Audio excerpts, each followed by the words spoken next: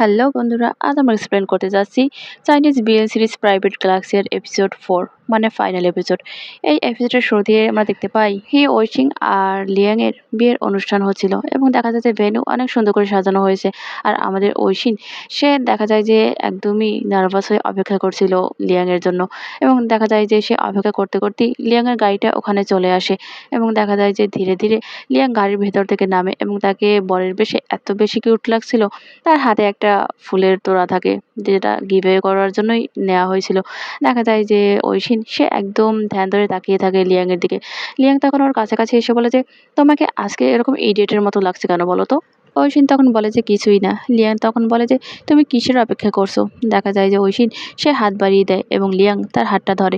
এরপর আমরা দেখতে পাই যে তারা ধীরে ধীরে সেই ভেন্যুর ভেতরে প্রবেশ করে এবং তাদের যেখানে বিয়ে পড়ানোর কথা সেখানে গিয়ে দাঁড়ায়। দেখা যায় যে যে ফাদার থাকে সে ওদের দুজনের বিয়ে পড়িয়ে দেয়। বিয়ে শেষ হলে ঐশিয়ান সে লিয়াং এর দিকে ঘুরে তাকায় এবং বলেছে, "লিয়ানচেন, আমি তোমার সাথে দেখা হওয়ার আগে কখনোই জানতাম না যে ভালোবাসা কী এবং ভালোবাসার মিনিংটা আসলে কী।" এবং দেখা যায় যে সারা বলছে, "সামটাইম আমি এটা ভাবতাম যে কখন থেকে এটা শুরু হলো? কখন থেকে আমি তোমার উপর এতটা ডিপেন্ডেন্ট হয়ে গেলাম?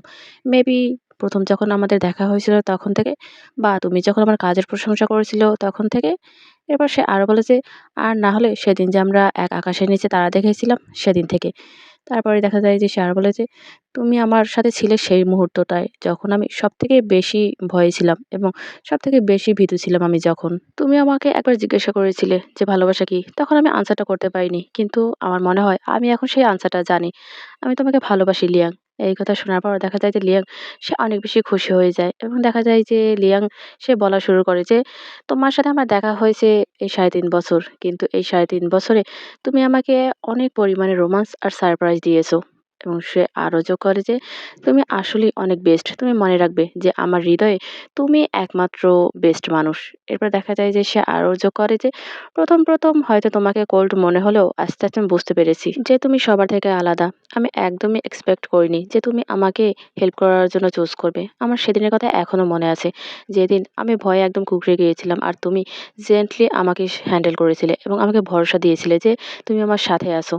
এবং সে আরও বলে যে, "প্রত্যেকবার যখন আমি এটা ভাবি তখন আমি এটাই বিলিভ করি যে যখনই আমার দরকার হবে এবং আমি তোমাকে পাশে পাবো।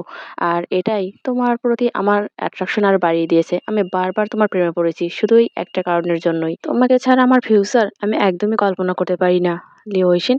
আমি তোমাকে অনেক, অনেক, অনেক বেশি ভালোবাসি।" এই কথা শোনার পর দেখা যায় যে লিও ওইশিন সে ওকে কিস করা শুরু করে এবং দুজন দুজনকেই কিস করতে থাকে। দেখা যায় যে ওখানে যারা মেহমান থাকে তারা ওদেরকে হাতে তালি দিয়ে অনেক বেশি এনকারেজ করে। এরপর তারা রিং এক্সচেঞ্জ করে এবং সেই ফুলের তোড়াটা ছুঁড়ে মারে লিয়াং আর কেক কাটে। এরপর তারা ছবি তোলার জন্য দাঁড়ায় এবং তাদের আত্মীয়স্বজন এসে দাঁড়ায়। তখনই ঐশিয়ান বলে যে, "আমি অনেক বেশি নার্ভাস ছিলাম। আর এত নার্ভাস আমি কখনো হইনি।" লিয়াং বলে যে, "আমি অনেক বেশি নার্ভাস ছিলাম। যখন আমি কেক কাটছিলাম তখন রীতিমতো আমার হাত কাঁপছিল।" দেখা যায় যে ঐশিয়ান সে ওকে ওয়াইফ বলে ডাকে এবং দেখা যায় লিয়াং সে এবার রিপিট ওকে হাসব্যান্ড বলে ডাকে। যার কারণে দেখা যায় যে ঐশিন সে অনেক বেশি খুশি হয়ে যায় যে তার ব্লাশনেস সে একদমই লুকাতে পারে না।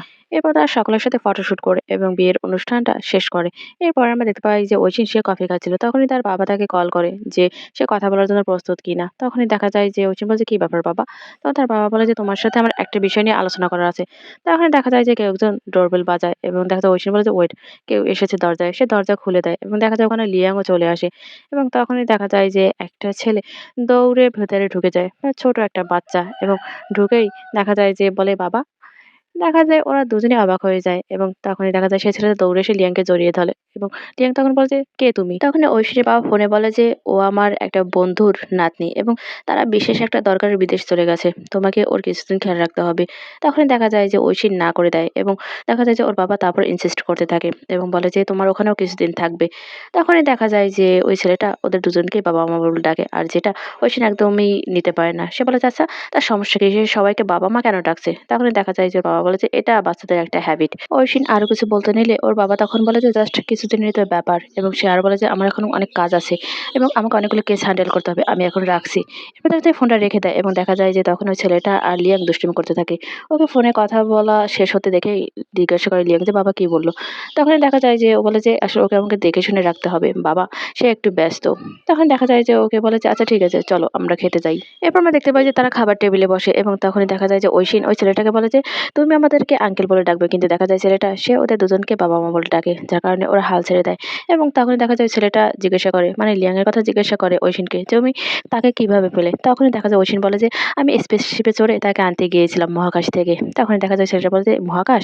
এরপর দেখা যায় সে উঠে দৌড়তে থাকে টেবিলের চারপাশে, এবং তখনই ওখানে মেইড আসে এবং বলে যে বাচ্চাটা তো অনেক বেশি কিউট, সে কি তোমাদের আত্মীয়? তখন দেখা যায় ওই ছেলেটা বলে যে এরা আমার বাবা মা। এই কথা শুনে দেখা যায় যে ওরা হেসে ফেলে। এরপরে দেখা যায় যে ওরা সেই বাচ্চাটাকে নিয়ে খাবার খেতে থাকে, এবং খাবার খাওয়া শেষ হলে আমরা দেখতে পাই যে ঐশিন আর সেই বাচ্চাটা বেডে বসে গল্প করছিল, এবং গল্প করতে করতে এক পর্যায়ে তারা ঘুমিয়ে যায়।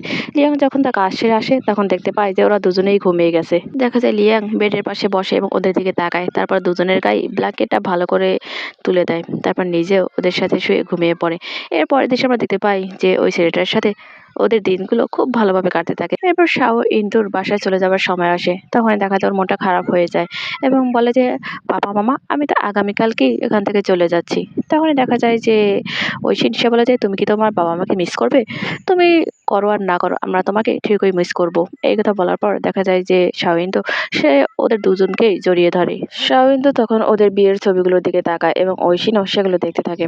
এরপরেই আমরা দেখতে পাই যে লিয়াং সে একা একাই শুয়ে শুয়ে বলে যে আমি জানি না যে কেউ আমাদের এই স্টোরিটা বুঝতে পারবে কিনা। তখনই দেখা যায় যে ঐশিন ওকে টেক্সট করে এবং ওদের মাঝে বেশ কিছুক্ষণ কথা হয়। তারপর দেখা যায় যে লিয়াং সে একা একাই তার সেই বন্ধুটার কথা বলে যে ওকে ভয় দেখিয়েছিল যে তার সাথে এখন আর কন্ট্রাক্ট হয় না, আর আমি নতুন একটা কফি শপ খুলেছি এবং এটার বিজনেস বেশ ভালোই শুনেছি আমি, এবং এটা প্রিটি ভালোও যাচ্ছে।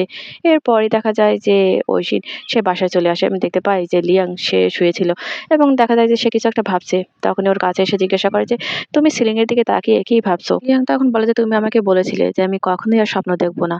তখনই দেখা যায় যে সে আরো বলে যে কিন্তু এখন তো আমরা ম্যারিড। তখনই ঐশিন ওর গাল টেনে দেয় আর বলে যে এটা কি খুব কষ্টকর?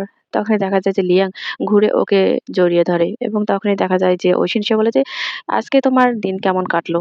তখন দেখা যায় যে লিয়াং বলে যে তুমি কি মিন করতে চাইছো? তখনই ঐশিন বুঝতে পারে এবং বলে যে সরি, এখন থেকে আমি আমার বউয়ের কথা শুনবো। এরপরে দেখা যায় যে লিয়াং সে একটু উঠে বসে এবং বলে যে থ্যাংক ইউ। তখনই ঐশিন বলে যে থ্যাংক ইউ কেন? তখন লিয়াং বলে যে আমাকে ভালোবাসার জন্য। তখনই দেখা যায় যে ঐশিন বলে যে শুধুমাত্র থ্যাংক ইউ? এরপরে দেখা যায় যে লিয়াং ওকে আই লাভ ইউ বলে এবং ঐশিন সেও আই লাভ ইউ টু বলে। এরপরে আমরা দেখতে পাই যে ওরা দুজনে কিস করা শুরু করে এবং তারা ইন্টিমেট হয়, আর এই চ্যাপ্টারটা এখানেই শেষ হয়ে যায়, মানে পুরো ড্রামাটা শেষ হয়ে যায়।